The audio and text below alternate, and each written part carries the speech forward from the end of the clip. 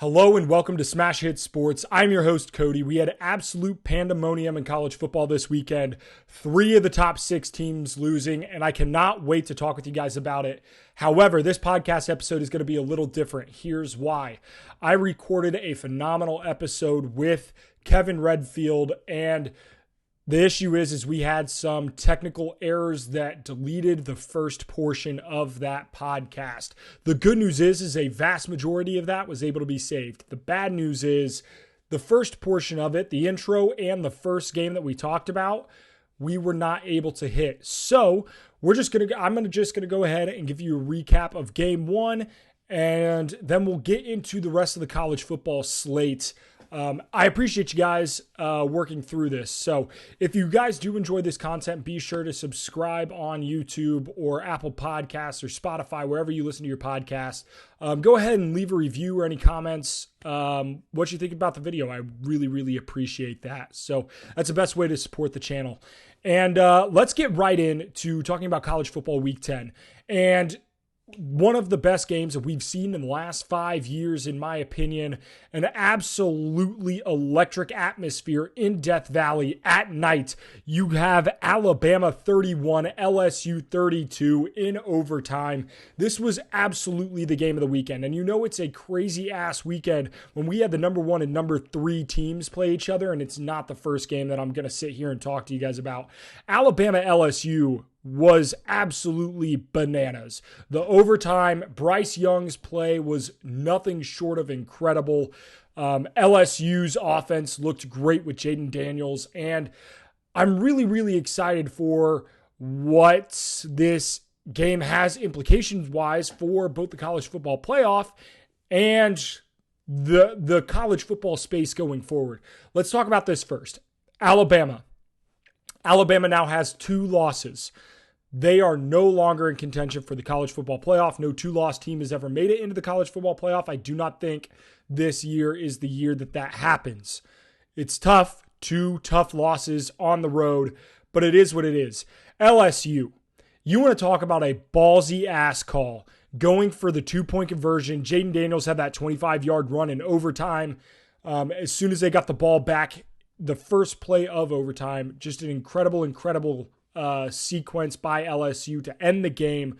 Brian Kelly talked about they ran that same pick play, I think it was 2014 against Florida State, and that at that point that play was called I think it was in pass interference due to an illegal picking motion by the wide receiver. It was not called pass interference this game. A great play called by Brian Kelly.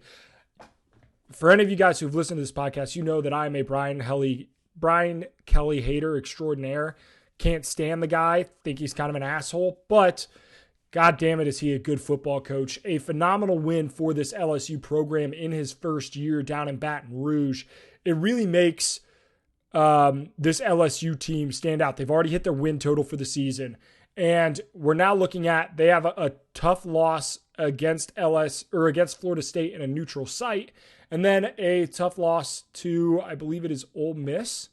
No, Tennessee. Tough loss to Tennessee. So LSU has put together a great season. They obviously do not have a shot at the college football playoff. They have 2 losses, and that loss from Florida State absolutely stings. However, this is a great win for Brian Kelly and the LSU program, because you're going right ahead and saying, hey, first year, these might not be my guys, but this is my school, and we are going to compete in the SEC. It's a great win for LSU recruiting, for the Tigers. Really exciting for that program as a whole. Alabama, everybody's been like, oh, is the dynasty over? This was supposed to be your year. This was supposed to be one of the best teams that Alabama had assembled.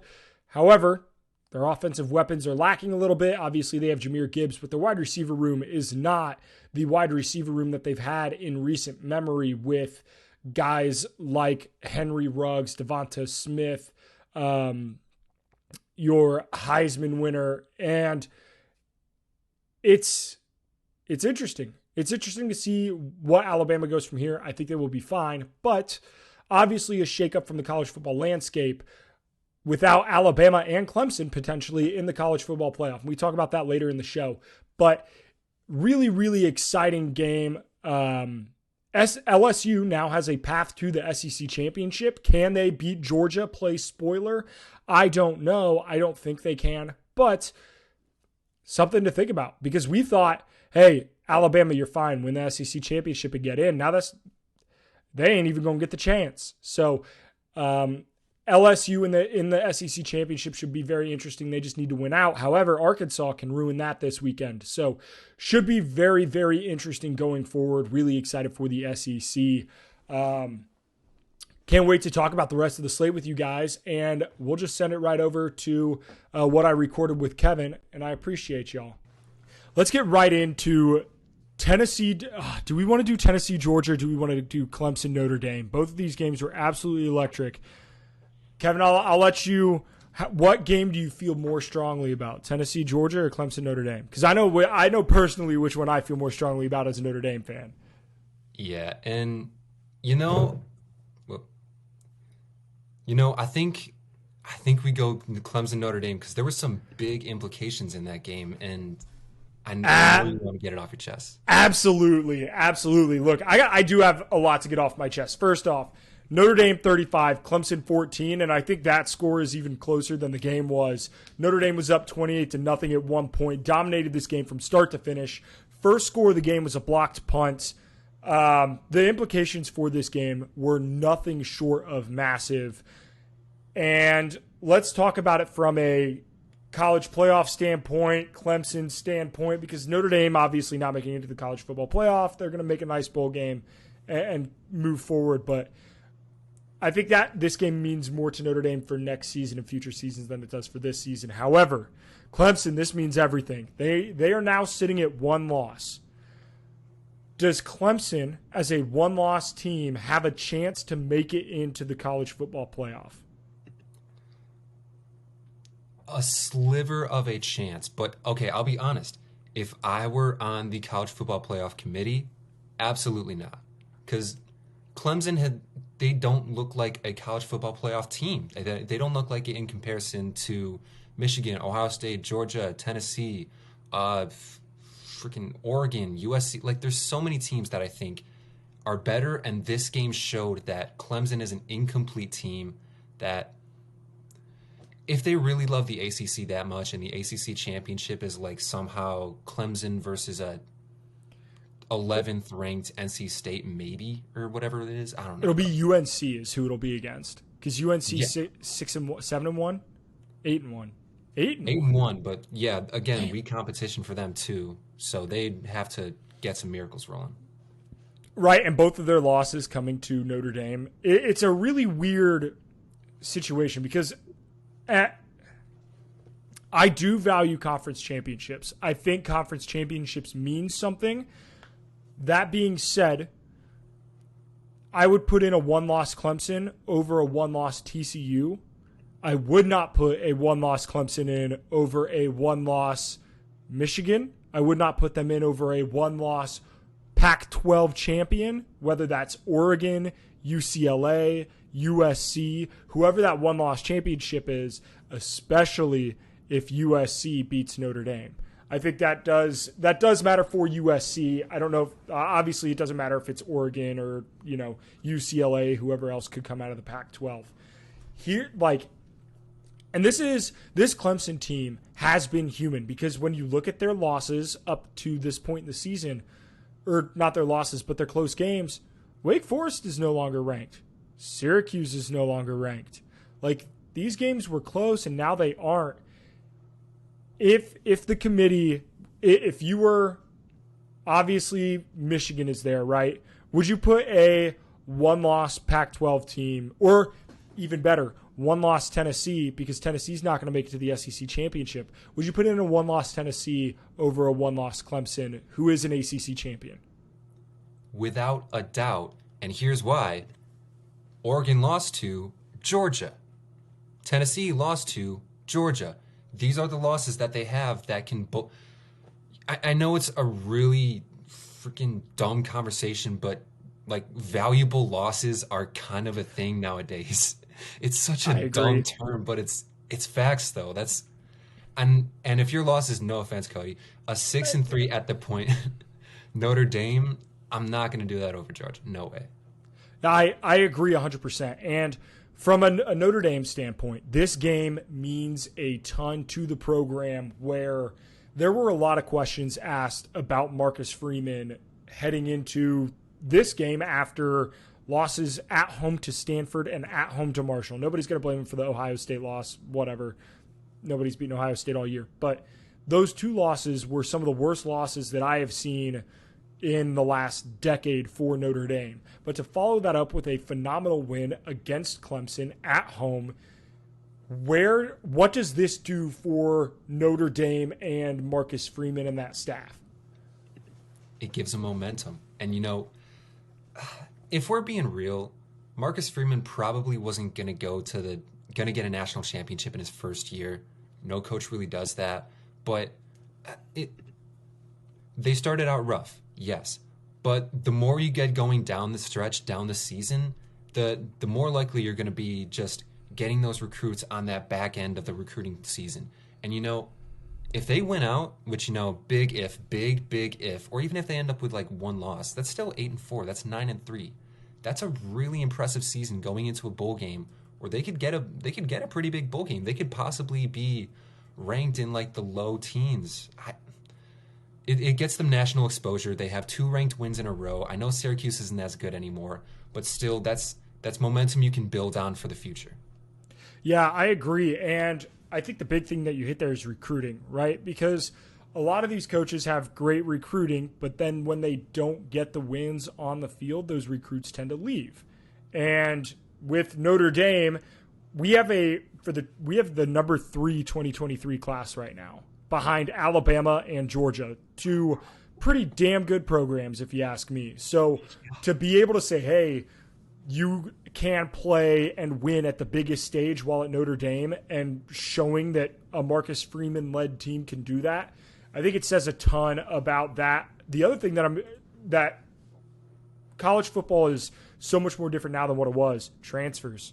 The transfer portal changes everything. You look at guys, Jaden Daniels for LSU, Caleb Williams for USC, Bo Nix for Oregon. A lot of these guys have transferred very recently. Notre Dame, I think, is a quarterback away from being very good. I don't think they're a quarterback away from competing for a title. I think that's going to take a couple years to build up that off. They need better skill players, but this was a massive win. As a Notre Dame fan, I'm absolutely ecstatic. Absolutely ecstatic. But we got to talk about Georgia, Tennessee, because this was, you want to talk about implications. I actually don't think that this was that big of a game from an implication standpoint. Georgia 27, Tennessee 13. Georgia's essentially locked in. They just have to not screw it up the rest of the way out. What needs to happen for Tennessee to not be in the playoff? Tennessee really controls their own destiny, because it's that 4th spot that everyone's going to be vying for, and Tennessee's basically, if I'm not mistaken, out of the conference championship. Correct. Georgia would have to lose for them, and even then, I still think Georgia would have the tiebreaker. Yeah, so you'd basically be going into there 11-1, competing against teams that are maybe 12-1, 13-0, and that's a problem for the College Football Committee, who, yes, SEC bias is a real thing, but also Tennessee's pretty damn good, and they have a lot of potential to win out the rest of the season. Like, their offense, yes, it looked human, but they're still the rest of the season inhuman, and they played human against a team that's just extraterrestrial. Let's be real. Their entire defense could probably shut down the Tampa Bay Buccaneers right now. Maybe that's a stretch, but I don't know. I think it absolutely is a stretch, but damn it, their defense is incredible. And we looked at Georgia and we said, okay, they lost so much in the draft. They lost star linebackers and defensive linemen and Jordan Davis and Nakobe Dean, and then they lost George Pickens at wide receiver. And you go, what? because Kirby Smart hasn't shown the ability to just go back and do it again like a Saban has, and they're going back and they're doing it again. Georgia looks unbelievable. How would you, if you are a college football head coach, how would you try to take down Georgia? Because I don't know if there's a good way to do it. You're asking a pretty tough question. I can't really answer that because you've got the speed players, you've got the skill players, Brock Bowers, Arnett Garrett, Lad McConkey. What's that name, bro? What a weapon! What was it? What a weapon! He's the white guy who is damn good for that team. He's been great for him so far this season. Yeah, and then you also have a running game, which, you take away Stetson Bennett and all those receiving weapons, and then what do you have? A running game that's got 200-plus rushing yards a game, and then Stetson Bennett himself does have the ability to run, just get out the pocket, scramble, do what he wants. I don't have an answer. Special teams, get a couple of you get 3 punt return touchdowns? I don't know. Yeah, the Georgia offense is, I don't think they're elite, but they are good enough that it doesn't, because their defense is the best in the country. So it's really interesting to see what teams are going to do against Georgia. I'll be interested to see how LSU looks against them, if LSU makes it to the SEC championship. If not, Ole Miss, and what Lane Kiffin can dial up offensively. Would love to see how he looks against that Bulldog defense. Will be interesting to see. And we're going to talk about Ole Miss when we look ahead to this week's games. Another massive game with implications. TCU 34, Texas Tech 24. TCU is now 4th in the AP poll, and obviously the AP poll and the college football playoff rankings are not always the same, but they're typically a pretty close reflection. TCU continues to get it done, albeit they win close games, they win ugly games, quarterbacks tend to get hurt against them for some reason. That being said, what do they need to show the committee to be put into that top 4? So, from what I've noticed in the past 7 or so years, however long the college football playoff has been going, the week after the first college football playoff poll comes out, the AP poll kind of usually resembles that in some way. So, like, for example, LSU, they were ranked really low in the AP, and then the college football playoff put them at 10. And then after this win, LSU shot up more than they probably would have if it was just the AP poll. So I think the same thing's going to happen here. I think Texas Christian University right now will be a 4. And for them to keep that, they got to win out. They've got to win. They've got Texas, Baylor, and Iowa State. 3 teams that, if I'm being honest, are pretty damn good. Like, I know Texas is up and down, but, I mean, they still have weapons out there. Baylor's like, 6-3? They're still dangerous. And then Iowa State has lost in every one-score game imaginable. So they're like, that's a game that I would be really scared for if I was Texas Christian University. Got to say it in full. If you're 11-0 going in there. But if they win out, they win out. If they lose one, I'm really scared for them because they'd be going up against like 1-loss Oregon, 1-loss USC or something like that, or 1-loss Tennessee. Yep, I agree. I think this is very much not that, because obviously TCU's in the Big 12 and they are a higher caliber team than a Cincinnati, but I think this is very Cincinnati-esque where they have to win out. I don't think there's a scenario where TCU gets in as a 1-loss team. Max Duggan and that offense have looked incredible. They continue to get it done week in and week out. It'll be interesting to see how the Big 12 plays out, because right now, second place in the Big 12 is Texas and Baylor. I think they both have 2 conference losses, if I'm not mistaken. So it'll be interesting to see who TCU ends up playing in that Big 12 championship game, because they play Texas and Baylor in back-to-back weeks. So it'll be interesting to see how that. I think Kansas State also can be a problem there from the Big 12 standpoint if they play them in the Big 12 championship. So it'll be really, really interesting. The Big 12 has been electric to watch this year, even without Oklahoma or Texas being, a powerhouse. And speaking of teams that I thought were powerhouses and did not look great, Ohio State 21, Northwestern 7. This game was tied 7-7 at halftime. I understand that there were 60-mile-an-hour winds. I get that. What does this game say about Ohio State? Are you concerned at all going forward? Because I am.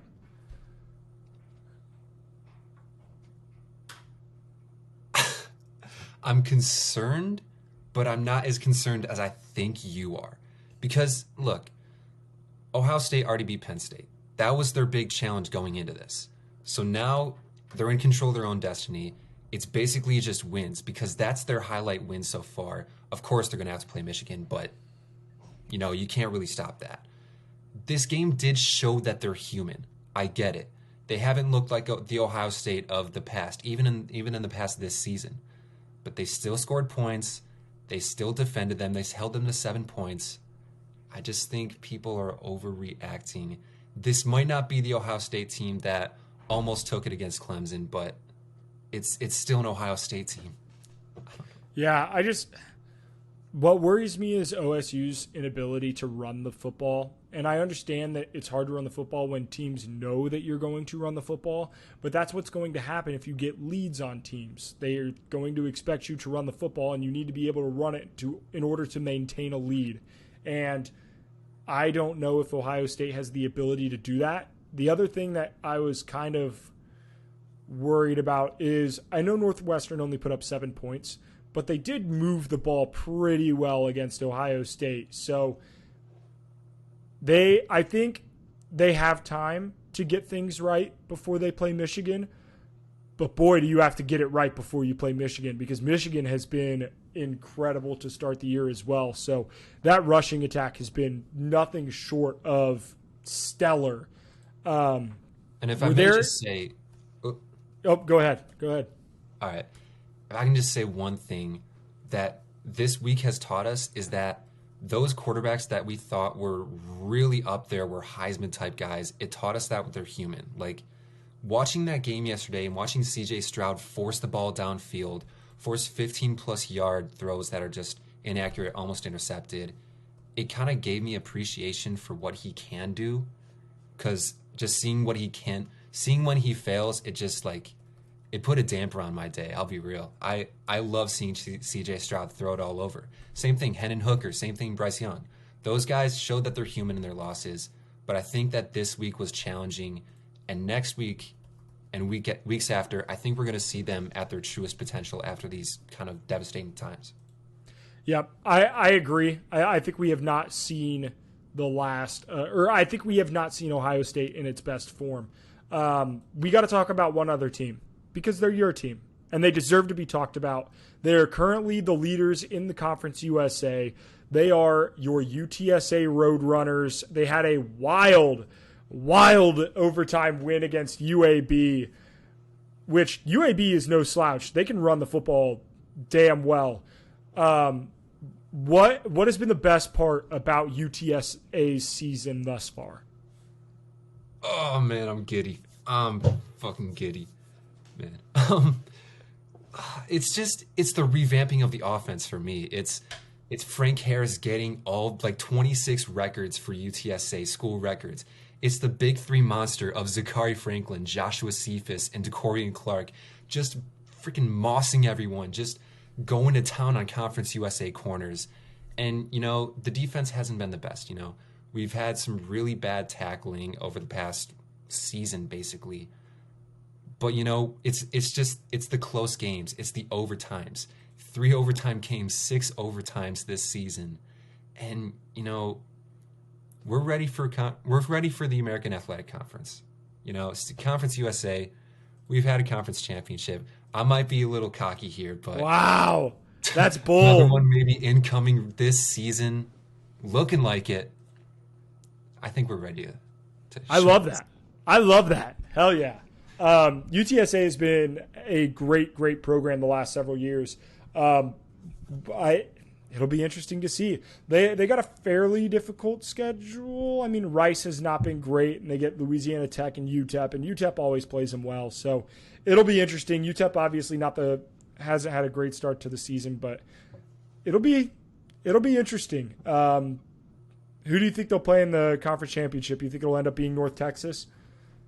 Yeah, I mean, North Texas they've looked too good this season not to get into the conference championship, and also they're basically UTSA's rival at this point. So storybook ending to the season would just be to trounce on UNT.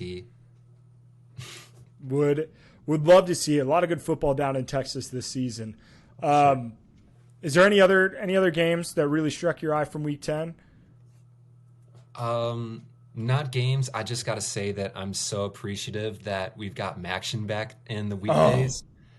I've been clamoring for it. It's so nice to have football on every night of the week, and living in the Midwest it makes Maction electric. You get the Bowling Greens and the Ball States and Eastern Michigans of the world, and it's always at least it might not always be the best football, but it is absolutely entertaining football, and it's a blast to watch. Let's do our college football poll predictions. This is at least what I think they will be, and let's start at 1 because I think that's pretty much going to be a unit. We're both on Georgia, right? Yeah, 100%. Yep. Okay. So we're typing in Georgia at 1. At number 2, I don't think the committee, because I'm trying to base off of what we've seen the committee do in the past, right? And they've already put Ohio State at number 2. I thought they were going to put Georgia at number 2 last week, to be honest. I think do you think they stay pat, or was this week's performance concerning enough you think that they will drop Ohio State down at all? See, the committee, if I'm putting myself in the committee's mindset, I think that they put themselves in a corner by putting Ohio State at 2. And I know they only won by 14, but Michigan only won by 21. So I don't think a 7-point difference against 2 bottom feeder teams is enough for that leapfrog. So I am going to put Ohio State 2. That's fair.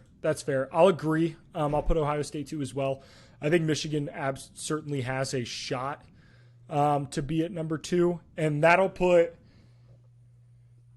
I got to put Michigan at 3. Yeah.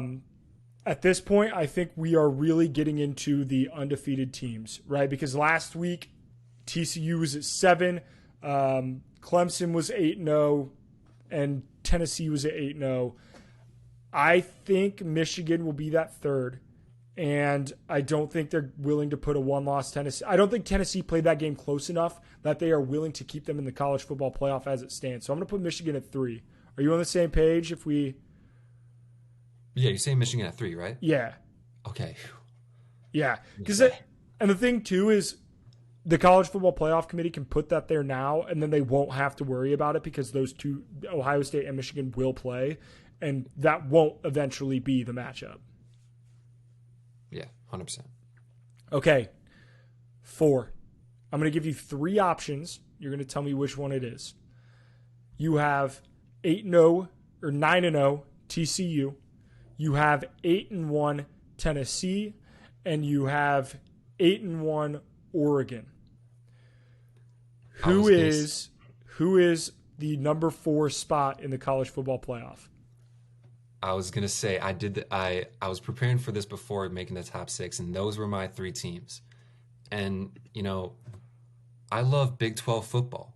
Every time I would choose Big 12 football over Big 10. No offense, Midwest lovers, but I love it. It's just more electric.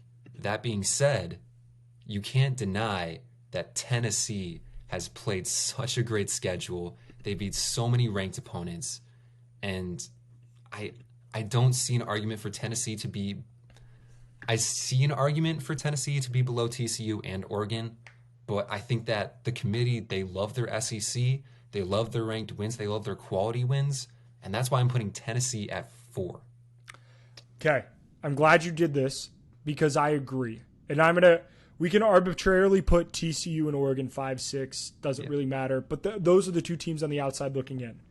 I think Clemson is not in the top 6. I mean, AP poll had them outside the top 10. And I think Alabama is not as well. They have 2 losses. It is what it is. USC, they didn't play great against Arizona State? Arizona. Yeah. So here's why I think they did it that way. You have Georgia and Tennessee and Ohio State, Michigan in what would be your potential college football playoff matchups. The committee wants those 4 teams in the playoff. 2 from the SEC, 2 from the Big Ten. Maybe they'll get some representation from the Pac-12. I don't think they would be upset by that. But I think the committee would want those are all massive national brands. Massive national brands. I love TCU. They are not a massive national brand. I think Oregon I don't think they're as much anymore, but I think they're coming back. This is what it gives the committee a little bit of leeway, because essentially they're saying if TCU wins out, they absolutely have a shot. They absolutely have a shot because Michigan will have a loss and Tennessee will have a loss. Like there's a chance. However, I think there's also a chance that if TCU falters at all, Oregon has a shot as a Pac-12 champ. So this is absolutely not set in stone, but I think that top 4 is what we're going to see. And this podcast comes out, midday Tuesday. So Tuesday night, we'll see how right we were. I think we 100%ed it, personally. See, Signed, sealed, delivered. Come on. This is why I have you on, Kevin, because you're a big ass brain. I need your input on this because this is where I truly am lost. The Heisman watch. I do not know who is going to win the Heisman in the year of our Lord 2022, right? We have seen a lot of phenomenal play from players who are not on phenomenal teams. And we've seen some really good play from players on phenomenal teams. The question is where do you value how well these teams are playing? Because I think Bryce Young has played as good, if not better, than what he played last year. The problem is Alabama has 2 losses. I don't think C.J. Stroud has played at a Heisman level, but his team's undefeated. Bo Nix has played unbelievable. Blake Corum has played great, but again, he's a running back. So what is that like? And then you get guys like Max Duggan, Drake May. Drake May has put on, if the Heisman was a statistical award, Drake May would be going to New York, at least as, a representative. Give me your top 3 because I am genuine. Okay. I was of the opinion previously that this was Hendon Hooker's trophy to lose. I know he played Georgia, but still he did not play well. Especially, his offensive line did him no favors, but still. But now to me, it's Blake Corum's Heisman to lose. Wow. Okay, dude, there's too much quarterback love going around.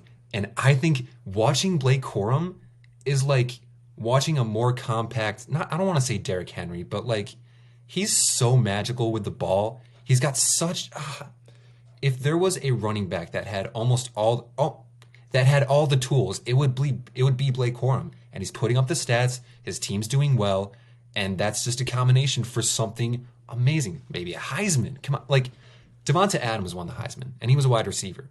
So I think we've got a little leeway in terms of like position players. That's fair. Who's your 2-3 then? You got Blake Corum at 1. Who's your 2-3? Oh man, my 2-3. Man, if I could put Max Duggan down there, I would. But I think that'd be a little too outrageous. I'll put him at 3 just because, like, watching him is just like watching a roulette table. Like, you never know what's going to happen.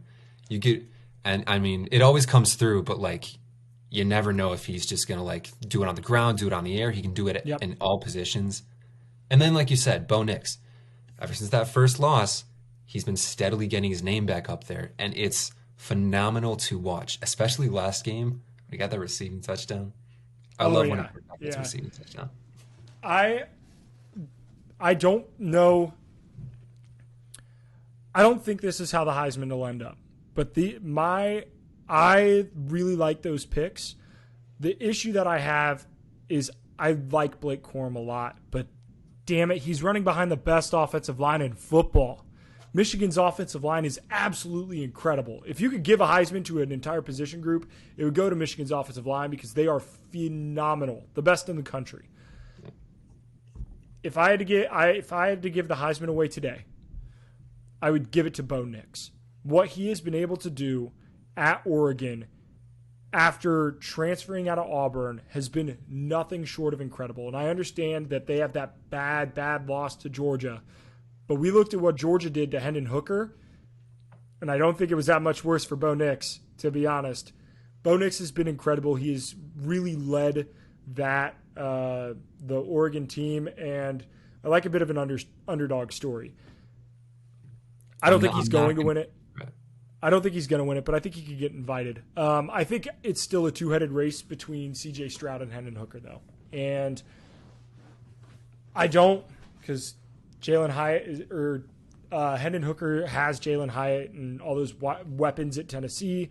And you want to talk about weapons, C.J. Stroud's thrown to the best wide receiver group in the country. I mean, that Ohio State wide receiver group is better than some NFL's wide receiver rooms, to be very blatantly honest. So it'll be interesting to see who that comes down to. But I like the Blake Corum and that's Kevin. You keep it spicy. I like it. Let's get into our predictions for next week's games. There are 4 ranked matchups next week that I think really have a lot of implication. We get number 10 Alabama going to Oxford, Mississippi to play Ole Miss. Do you think Alabama bounces back? Because they have now lost 2 of their last 3, or 2 of their last 4. They have not been playing well. Penalties, the whole 9 yards. Ole Miss, 1 loss, kind of a fluke loss to Kentucky. What are your thoughts on this game? I mean, I think, okay, I hate this saying, but if there was a team, Alabama lost the game more than LSU won the game. That's my opinion. Fair. I think that just actually watching it, Bryce Young, he made some mistakes that aren't really Bryce Young-like. And I think that team under Saban with a former Heisman winner is just too good, too disciplined to not come back and just annihilate Ole Miss. I'm talking like, I don't know the spread on it, but I'm talking like 3 touchdowns plus. Wow. That's a bold take. Go. Dude, I was just going to tell you the spread. Ole Miss is an 11.5 point underdog. So would you take Alabama minus 11.5 then? Yes. 1,000% yes. Ooh. I don't hate that one bit. I will probably take the over in this game. Over is at 63.5. Neither of these defenses have played incredibly well all season. And Ole Miss can move the football. And Alabama has Bryce Young. So I think you could absolutely get a 30-piece from each of these offenses. Should be an incredible game. Big implications for the SEC West. More for Ole Miss than for Alabama, which is crazy to say. Absolutely crazy to say. Let's get some G5 action. We get number 22 UCF at number 16 Tulane. Tulane has quietly put together a phenomenal season.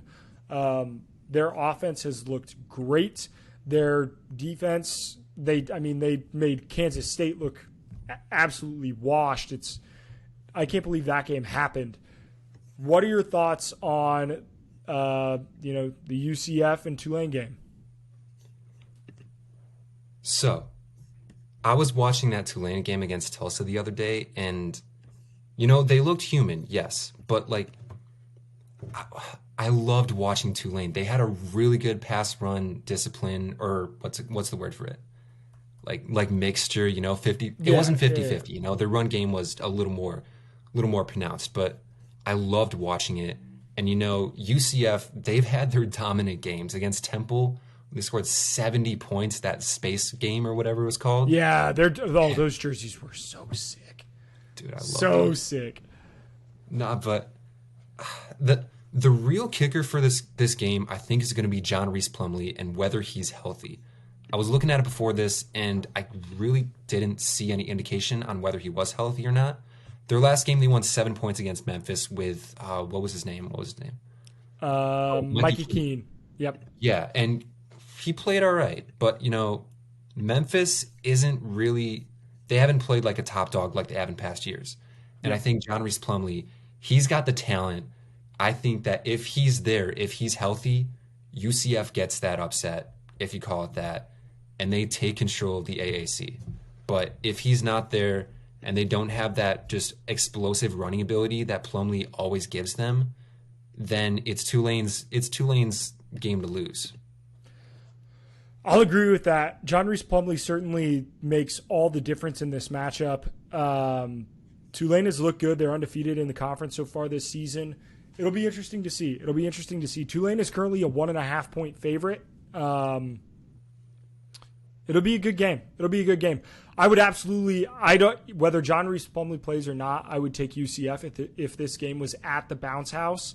However, it's in Tulane, in New Orleans, so it'll be interesting to see how this game unfolds from a momentum standpoint, because UCF is a team that has ridden momentum, both good and bad, all season long. It'll be interesting to see what that matchup looks like. Let's talk about the Pac-12 a little bit. Washington at Oregon.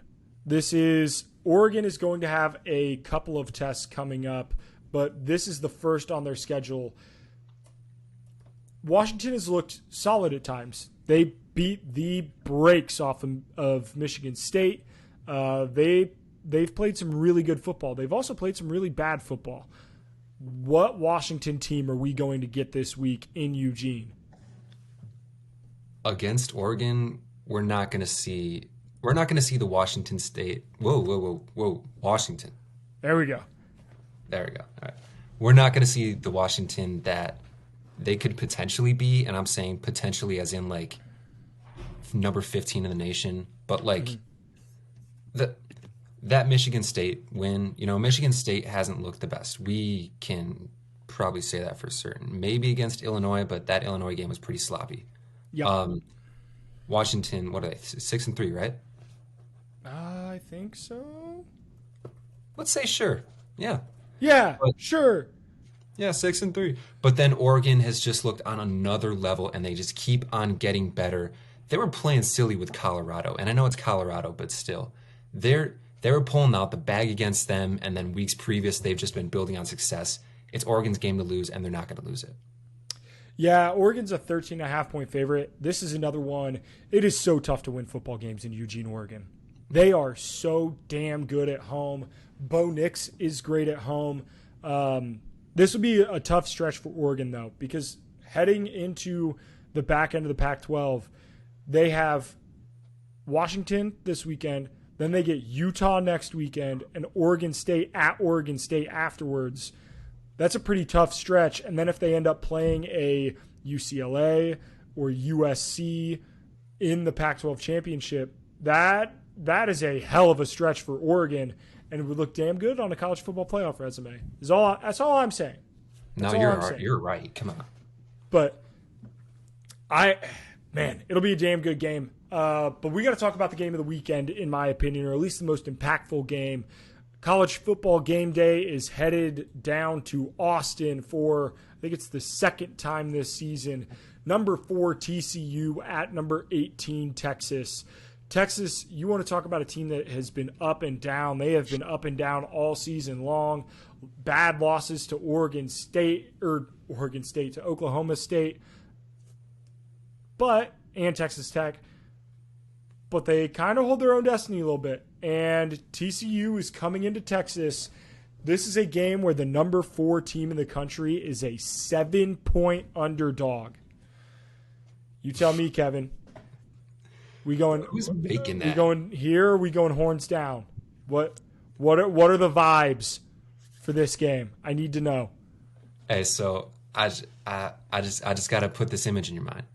So when there's bulls riding around, in Spain when they've got the whole like andale, whatever thing, the bull's horns, they go up and down. They go up and down. They go down Ooh. and then they come up. That's a good visual. But this time, when the red flag comes, they're going down and they're staying down. That's right. TCU, I don't know where that spread is coming from. I don't know who's making that. But they've got to look at TCU and say they're the number 4 team in the nation for probably a pretty good reason.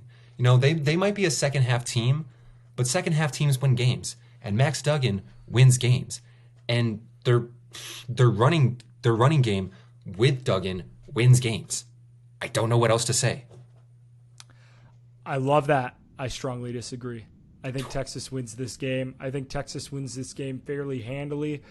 I am very biased. I am very, very biased in the fact that I have a large amount of money betting on Texas to win the Big 12. We'll see if that comes to fruition. However, I think they have a shot. I really do. And in a game where it's at Texas in Austin, I think that makes a lot of difference. Give me Texas at home against TCU. Again, this is a game that I love the over in. 64.5 points. These quarterbacks, Ewers and Duggan, are going to be slinging it. You get Quentin Johnston for TCU, is an NFL caliber wide receiver, incredibly talented. You get Xavier Worthy for Texas. They're going to be and Bijan Robinson. They're going to be points in this game. It might come down to whoever has the ball last. Yeah, but I think it'll be Texas. Give me the horns in this one. We'll disagree. We'll disagree on that one, but that's good. It's good to have a disagreement. We need that between a podcast every now and again. But are there any other Week 10 games or Week 11 games that you're really you need to see? Is there anything that you just have to talk about? Or because honestly, it's kind of a disappointing schedule for the most part. Like there are a lot of games. I'm scrolling through my sports book right now, and there are a lot of games with some pretty wide spreads. We get Kansas State at Baylor, should be a pretty good game. Meaningful for the Big 12, but yeah, it'll be interesting to see. Yeah, I've got nothing other than that. I mean, Kansas State with Adrian Martinez back, they did not look their best, but damned if Baylor does not go up and down with Texas. And I'll just say for that one, I think Baylor's coming back up. They're on the come up right now, and they can give Texas a run for their money in terms of who's going to face TCU in that championship game. Love it. Love to see it. Kevin, thank you so much for coming on. I appreciate your time. Go follow Kevin on Twitter. And I've had a couple people reach out. I was like, hey, how can I support the show? The biggest way you could support the show is send it to a friend. I appreciate you guys, and we will see you in the next one.